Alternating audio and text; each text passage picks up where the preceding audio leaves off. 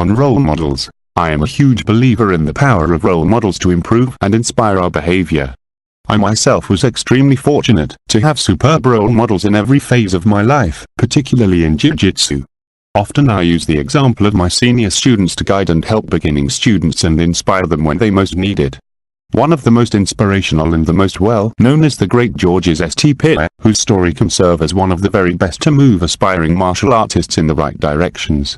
When I first met Georges, he was fighting in the TKO and UCC federations, local Canadian MMA shows. He would drive or take a bus down to Manhattan to train in Manhattan at the Renzo Gracie Academy where I was teaching classes on the weekends, a 7-hour drive each way. You can see the level of his dedication and drive even in those early days. At that time he was just a fresh-faced kid who spoke almost no English with a strong sense of drive and some degree of athleticism. He was a blue belt who impressed me with his physical toughness, but was clearly lacking in technical skill. I can honestly tell you that there was nothing you could see him doing on the mat that would suggest that he would one day be a world champion. He was just another tough blue belt among many.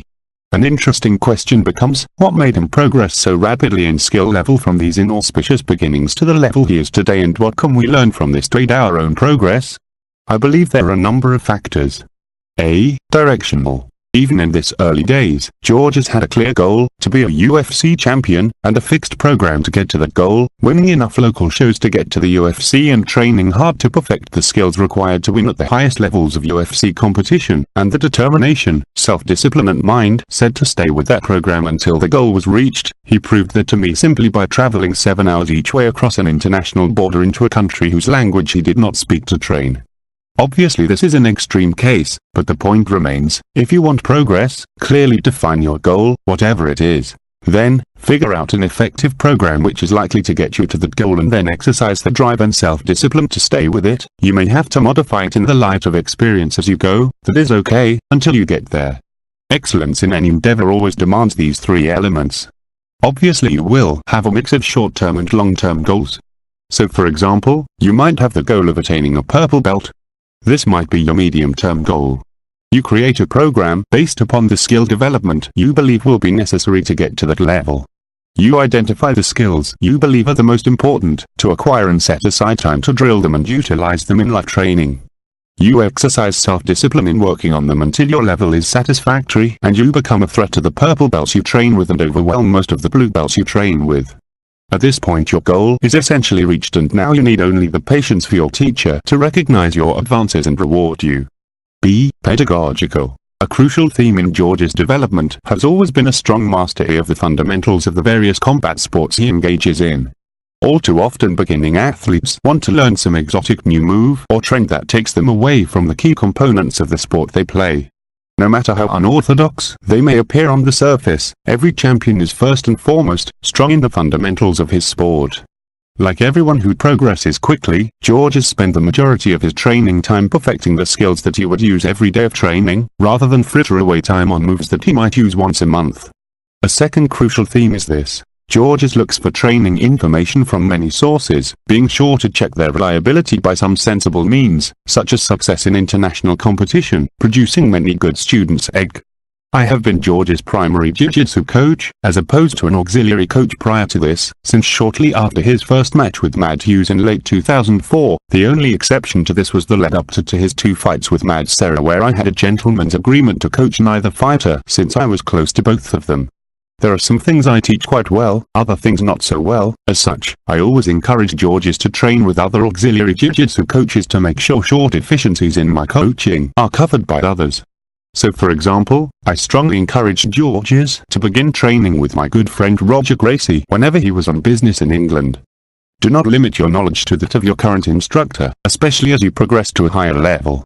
Of course, you'll have a primary instructor from whom most of your knowledge will come, but listen to other reputable sources also, they can often add some key insight that takes you forward. A third theme is this. Georges makes a concerted effort to study the greatest people in the various combat sports he studies. When we travel together, I always bring a tape of some great athlete which we watch as we eat and relax after a day of training. I will put on a DVD of Marvin Hagler, Yasuhiro Yamashita, Hassan Fadzeev, Braulio Sima, Didal Noy or some other great combat athlete in their respective discipline, and we watch in awe as the skills of a champion enliven, embolden and inspire us. Become a student of greatness. Let their example shine a light that illuminates your way and lifts you to a higher level. A fourth theme is this: learn the difference between training and fighting. When you train, focus only upon increasing your skill set. Play around with new moves and positions and learn the subtle details that make them work well. Do not overly concern yourself with who wins and who loses. That is only important when you compete, not when you train. Learn to play jiu-jitsu, rather than fight jiu-jitsu in the training room. I always told Georges this: I demand that you train every day, but I do not demand that you train hard every day. Unless there is a fight coming up and camp is in session, our training over the last decade usually has an experimental feel to it. This is a healthy thing and makes for fast progress. There are other factors involved in training efficiently. One day I will elaborate upon them at length, but for now these beginnings, so well demonstrated by Georges St-Pierre, will serve to aid the progress of a beginning student. C. Lifestyle choice. I believe a big part of it is Georges' commitment to the lifestyle of a martial artist rather than that of a fighter. Central to his success is his adherence to the notion of Kaizen, the idea of continuous daily improvement in performance of a skill over a lifetime. Most people in MMA see technique as a means to end victory over a given opponent. A martial artist sees the learning of technique as an end in itself, the mastery of a craft that is a reward in itself. Fighters typically train when they have a fight coming up.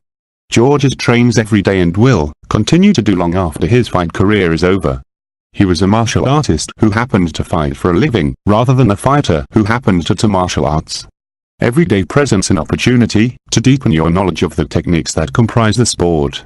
This daily incremental progress over time is something I saw in the young Georges St-Pierre when he first came to New York as a fresh-faced kid with nothing but drive and a dream.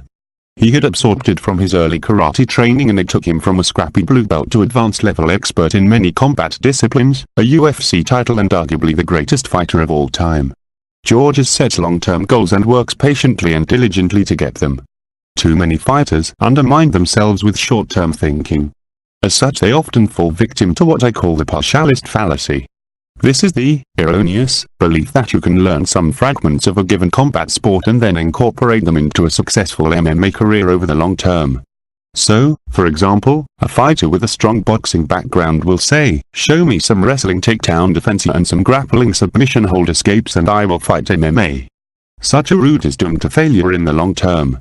In the heat of elite competition, partial knowledge of a few takedown defenses will not stop a good wrestler, nor will knowing some moves to get out of a triangle and arm lock save you from a submission specialist. You cannot learn fragments of a combat sport in a short time and expect long-term success in MMA. Rather, you must learn the complete sport of wrestling, of jiu-jitsu, of judo, of boxing, of Muay Thai, etc. This is obviously a very long-term project, but it was one that Georges made early in his career and continues to work on to this day, adding little pieces of knowledge one day at a time that ensure that his performance continues to improve over a lifetime. There is much more to be said about this great man, but I hope these basic reflections on a part of his life and character move you to see possibilities and feel a drive that was previously lacking.